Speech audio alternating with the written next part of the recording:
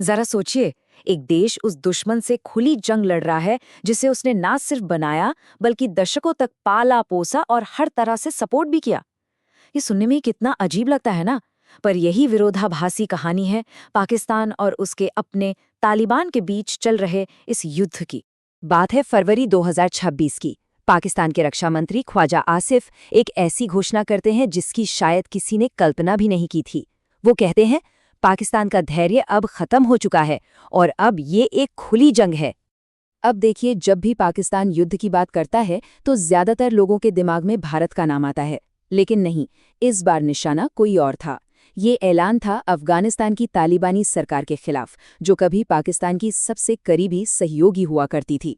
तो सवाल ये है कि आखिर ये सब शुरू कैसे हुआ। ये एक ऐसी जंग है जिसमें हर हफ्ते 100 से ज्यादा आम लोग मारे जा रहे हैं, अस्पतालों पर हमले हो रहे हैं, बच्चों की जानें जा रहे हैं। जो तालिबान कभी पाकिस्तान का सबसे बड़ा हथियार था, वो आज उसका सबसे खौफनाक सपना कैसे बन गया। इस पूरी कहानी की जड़ को समझने के लिए हमें इतिहास में थोड़ा पीछे जाना होगा। 1990 का दशक, जब अफगानिस्तान में गृह युद्ध चल रहा था, तब पाकिस्तान की खुफिया एजेंसी आईएसआई ने एक प्लान बनाया। नाम था स्ट्रेटेजिक डेप्थ, जिसका सीधा सा मतलब था भारत के खिलाफ अफगानिस्तान में एक दोस्ताना सरकार बनाना। तो 1994 में आईएसआई ने एक छोटे से मदरसे के टीचर मुल्ला उमर को हथियार, पैसा और ट्रेनिंग दी। और मिशन क्या था? अफगानिस्तान पर कंट्रोल करना। और आप देखिए, सिर्फ 2 साल में 1996 तक तालिबान ने काबुल पर कब्जा भी कर लिया। लेकिन फिर 9/11 हुआ और अमेरिका ने तालिबान को सत्ता से हटा दिया। और फिर 20 साल बाद 2021 में जैसे ही अमेरिका अफगानिस्तान से निकला, तालिबान एक बार फिर काबुल में था। इन 20 सालों के दौरान पाकिस्तान ने एक बहुत ही दिलचस्प, कह सकते हैं दोहरा खेल खेला। दुनिया के सामने वो अमेरिका का एक बड़ा सहयोगी था आतंक के खिलाफ जंग में, लेकिन पर्दे के पीछे वो तालिबान को सुरक्षित ठिकाने, ट्रेनिंग और पैसा सब कुछ दे रहा था। मतलब वो दोनों तरफ से खेल रहा था।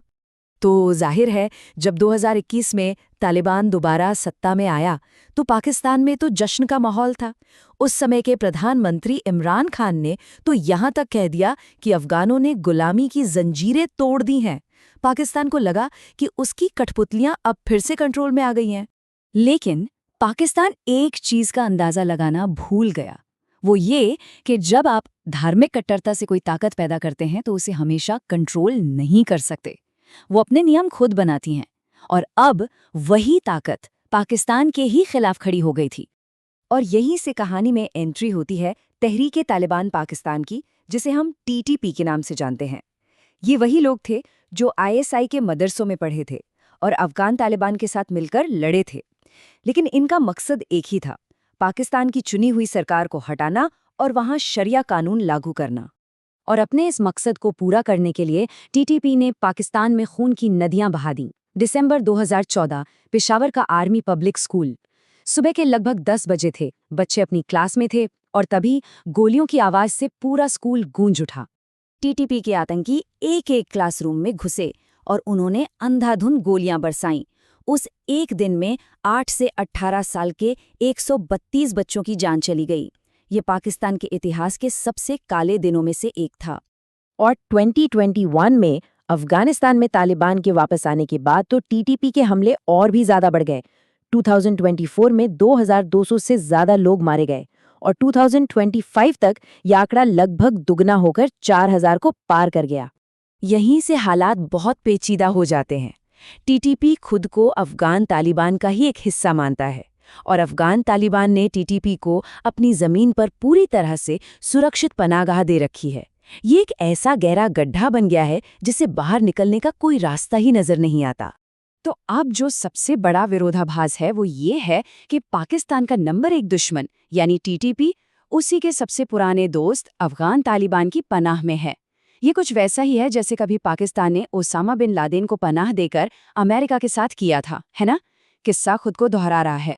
अब इस कहानी में एक और खिलाड़ी है, आईएसआई खुरासान यानी आईएसआई के।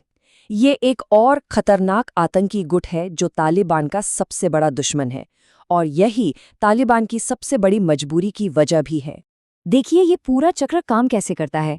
पाकिस्तान चाहता है कि तालिबान टीटीपी के खिलाफ एक्शन ले, लेकिन अगर तालिबान ऐसा करता है तो टीटीपी के हजारों लड़ाके फौरन आईएसआईएस-के में शामिल हो जाएंगे। इससे अफगानिस्तान के लिए एक नया और कहीं ज्यादा बड़ा खतरा पैदा हो जाएगा। इसलिए अपनी सत्ता बचाए रखने के लिए तालिबान टीटीपी को छोड़ने का खतरा नहीं उठा सकता। और इसी अजीब से गतिरोध ने एक पूरी जंग को जन्म दे दिया। जो आग पाकिस्तान ने दूसरों के लिए जलाई थी, वो अब घूमकर उसी के घर तक पहुंच चुकी थी। फरवरी 2026 में घटनाएं बहुत तेजी से घटीं। टीटीपी ने बॉर्डर पर एक हमला किया। जवाब में तालिबान ने एक बड़ा सैन्य आक्रमण शुरू कर दिया और इसके बाद 27 फरवरी को पाकिस्तान ने खुली जंग का ऐलान कर दिया और काबुल, कंधार और पख्तिया जैसे प्रांतों में हवाई हमले किए। और फिर आई 16 मार्च की तारीख, जो इस पूरे संघर्ष का शायद सबसे काला दिन था। काबुल के पास एक अस्पताल है, उम्मीद एडिक्शन ट्रीटमेंट हॉस्पिटल। रमज़ान का महीना था और अंदर मरीज अपना इलाज करा रहे थे। तभी पाकिस्तान का एक हवाई हमला हुआ। अफगानिस्तान का दावा है कि इस हमले में 400 से ज्यादा लोग मारे गए, इनमें बच्चे भी शामिल थे। सोचिए, रमज़ान के महीने में एक अस्पताल पर बम गिराने से दुनिया भर में इतना गुस्सा भड़का कि पाकिस्तान को अपने हमले रोकने पड़े। इस जंग की सैन्य सच्चाई ये है कि कोई भी पक्ष आसानी से जीत नहीं सकता। पाकिस्तान के पास एयरफोर्स है, लेकिन अफगानिस्तान का पहाड़ी इलाका गुरिल्ला लड़ाई के लिए बना है, जिसमें तालिबान माहिर हैं।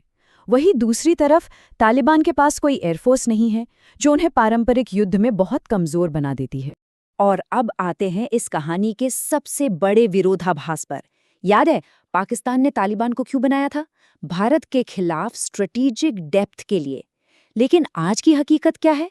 वही तालिबान अब भारत के साथ व्यापारिक समझौते कर रहा है और उसे एक अहम पार्टनर के तौर पर देख रहा है। ये बिल्कुल वैसा ही है जैसा कहा जाता है कि पाकिस्तान उस आग को बुझाने की कोशिश कर रहा है जो उसने कभी खुद जलाई थी, और ऐसा करने के लिए वो पूरे अफगानिस्तान को ही आग में झोंक रहा है। तो देखिए, पाकिस्तान ने तालिबान को बनाया, तालिबान ने टीटीपी को पनाह दी और टीटीपी ने पलटकर पाकिस्तान पर ही हमला कर दिया। ये एक ऐसा खतरनाक चक्र है जिसका कोई अंत नजर नहीं आ रहा। पर सबसे बड़ा और सबसे तकलीफदेह सवाल ये है कि इस आग में और कितने बेगुनाहों को जलना होगा।